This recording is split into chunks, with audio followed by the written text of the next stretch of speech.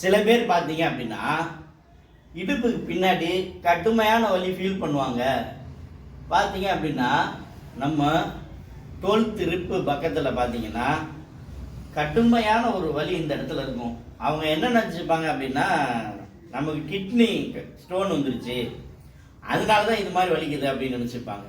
காரணம், அந்த அளவுக்கு அந்த வலி வந்து தீவிரமாக இருக்கும், எந்த வேலையுமே பார்க்க முடியாது. அப்போ இது மாதிரி இடுப்பு வலி அந்த இடத்துல வர்றதுக்கு காரணம் என்ன அப்படின்னா, குவாட்ரேட்டஸ் லம்போரம்னு ஒரு மசில் இருக்கு அந்த இடத்துல. அந்த குவாட்ரேட்டஸ் லம்போரம் மசில் என்ன ஆகும் அப்படின்னா ட்ரிகர் ஆயிடும்.